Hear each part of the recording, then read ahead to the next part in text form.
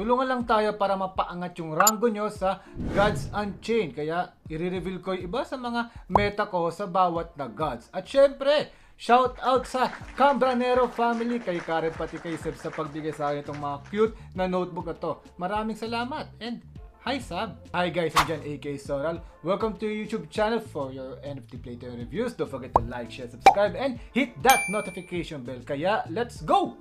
Kung napansin nyo, ang dami kong deck. Siyempre, nag-experiment ako dahil ngayon sa Divine Order, yung dati kong meta, parang nabaliwala. So ngayon, isi-share ko sa inyo yung mga meta ko right now. Based on experimentation, ito ay 50% win rate as of now guys. No? Sana ay maidala din yan sa inyo at umangat yung rango nyo. Ako nasa meteorite yata ako, di ko matandaan, but still mataas pa rin dahil nakakuha tayo ng medyo magandang God's Reward. So unahin natin yung War Deck. Isa sa mga favorite ko si Board Sweeper. Sa mga gustong mang-inis ng inyong mga kalaban, lalo yung mahilig sa early rounds. Itong deck na to ay ginawa ko for relic users. Siyam yata na relic ang nandito. Actually, kulang pa nga ito ng cards. Ay, nakompleto ko na pala. Yan, yung Warmonger Smith. Plus 2 kasi yan, no, sa next attack ng mga relic nyo at malaking bagay yan. Tapos may Carnage Sweep, may Avalanche Strike. Nakita nyo, no? Deal 4 damage pa pag meron kayong relic or destroy all creatures bigla kung may relic. Then, merong Reckoning na pwede kang magkaroon ng relic sa inyong hand. Then, yung mga low mana cards ang tatanggal mismo doon sa mga mahilig pumatay in early rounds. Like Auric Crush. Itong card shark naman, pampadami lang din, no? Depensa nyo yan. Ayan, si Onyx Nightblade. Pati si Wicked Fae, pampadami din. Ang gagamitin nyo ditong God skills ay yung Valka's Presence. Bakit yun? Dahil pamparami lang yun. Ang goal nyo kasi dito is tumagal yung laban para makuha nyo yung Ares Blade or yung Auric Mage na magkakaroon kayo ng healing along the way. Then next natin sa Deception. Isa sa mga favorite card na namamanifest ko yung Divine Order Packs. Itong Order and Sleep. So sa umpisa kailangan nyo ng depensa kaya may mga Bronze Gate dyan. Pati Rampart, pati Card Shark. Then mga skills na i-stop nyo yung kalaban yung Stone Skin Poison. Tapos Fortress, then mga Frontline, tapos yung pampatulog nitong Reconnaissance pati Gordon Gargoyle. May Nemean Lion tayo for the rare abilities, lumalakas siya. Tapos pag tulog din yung kalaban nyo, automatically tanggal na agad yan via Dark Dream Hex. Then huwag nyo kalimutan yung Raptured Dance. Very effective yan pag marami na silang enemies dun sa battlefield mismo. Next natin, no, another Divine Order meta for me, yung Order and Armor. Dito ang kailangan yung skills yung Lysander Honor na nagpapababa ng strength ng kalaban. So kailangan nyo kasi ng armor dito para pag napunta sa mga 1 or 2 yung strength ng kalaban, hindi na kayo mababawasan. Tinan nyo to. Sa mga unang rounds, kailangan mong pahintuin muna yung kalaban mo, chill lang. Then yung Onyx Blade, pag strength 1 yung kalaban mo, tanggal na agad yan. Or sacrifice mo itong Devoted Follower pag medyo mataas ang strength ng kalaban mo, patirahin mo na doon. Then pag nandyan na yung mga mana tree, nandyan na yung mga frontline mo para mag-giveaway dun sa mga ibang orders or ibang mga malalakas mong monsters. Bakit ko ba ina-emphasize na yung order ay dumami? Dahil dito kay Archpriest of Pantin. Mana 6 lang siya. Ngayon, pag naipon lahat ng order sa kalaban nyo, yan 2x2 na yan, maaari maging 10x10, 15x15 pa yan, pag madami ang order sa kalaban. So, kung kaya nyo pang doblein ito, mas maganda. Sa death tayo, ito Suicide Squad ko to. Ang tawag ko dito mga early killers. Ito kung gusto nyo matapos agad yung laban, ito ang gamitin yung deck. Pero para ma-even out natin, ang kailangan yung skills dyan, yung Blood Ritual, para kahit paano nag-heal yung inyong gods. Dahil ito, puro sacrifice to. Bawas gods mo, bawas gods ng kalaban. Nakita nyo, puro deal 3 damage to each god ito.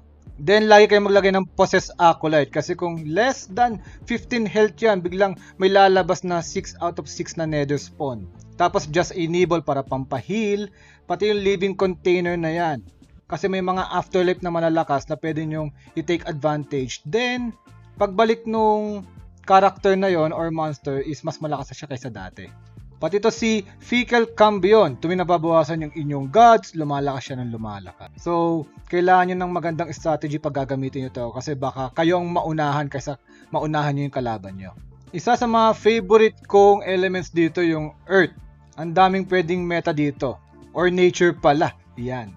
Ang maaari kong i-share sa inyo yung Amazon pack ko. Hanggang mana 6 lang ito, pero kung maayos ang draw ng cards, patay agad yung kalaban nyo. Lahat ito, panay Amazon, maliban dito sa low-hanging fruit, pati may mga spell card para makapatay ng mga kalaban while recharging your Amazons. Dahil pagdating ng mana 5, meron ka ng plus 3, plus 2 sa mga Amazons nyo. Isipin nyo kung lahat puro level 1, napuno mo yun. Tapos lalagyan nyo yung Archmonian Onslaught or Penistician Warrior. No? Kuwari, kaki yung kalaban nyo, titira lang yung gods nyo at di pinapatay yung mga monsters. Wala, GG yun. Tapos agad yung laban dito. Then last but not the least, ang hindi pinapansin masyado, ewan ko lang yung Magician.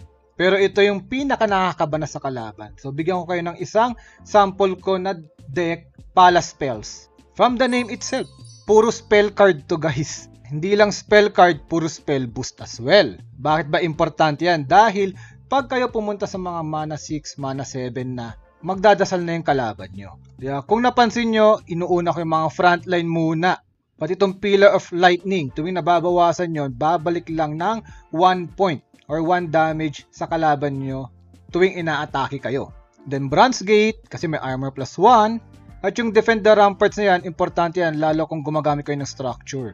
Another frontline na naman, tapos yung Imperial na yan, kailangan yan. Dahil pag naubusan kayo ng cards, ako naranasan ko yun nung gumagamit ako ng Magician, naubusan na ng cards kasi wala masyadong mga monster, puro atake ako ng atake via spells. Ang nangyayari, mababawasan kayo pag naubos yung 30 cards nyo. Kaya kailangan nyo yan para mag-replenish, unlimited yan. Then pag nakaipon kayo ng mga spell cards, si Manator's Golem, magigg yung kalaban niya tuwing titira kayo. Kaya naka-skills tayo ng Palace Genius, yung mana 3 magagastos pero magkakaroon kayo ng 1 spell. Kung wala kayong maitira, yun lang kayo ng iyon. Tapos pag nailabas nyo to, then puro 1 spell card, plus 1 ng plus 1 ang mangyayari dyan kay Golem na yan. Hanggat pag hindi na napatay yan, dahil may mga frontline kayo, GG na yung kalaban nyo. Then last but not the least, itong Guardian Simulacrum. Lumalakas ang armor nito habang nagpa-plus 1 siya. Yung spell boost. Then dadagdagan pa yan itong level 7 na Scholar of Power. Grabe, di na matamaan yan. So umaabot yung armor ko plus 10, plus 8. Tapos yung level 1 na Illuminate or sabihin natin na yung Wyvern, pag meron ka yan, deal 5 damage. Tapos ang spell boost mo 10, 12. Wala na, 17 agad yung damage dito sa kalaban. Kaya very tricky tong Magician na to. Huwag niyong tutulugan ito. So yun lang, kung may mga bagong meta i-share ko ulit sa inyo at sana nakatulong ito. You can experiment Then share niyo yung mga insights niyo sa ating Discord community para matuto din ako kasi di naman lahat nako-cover natin Kaya nga nag-experiment para makuha ko yung perfect combination based sa aking personality syempre, pati sa magiging diskarte ko. Kaya enjoy the game! So, sana nakatulong to sa inyo. Pag hindi, i-comment mo below. But don't forget to like, share, subscribe. Hanggang sa muli guys. Babu!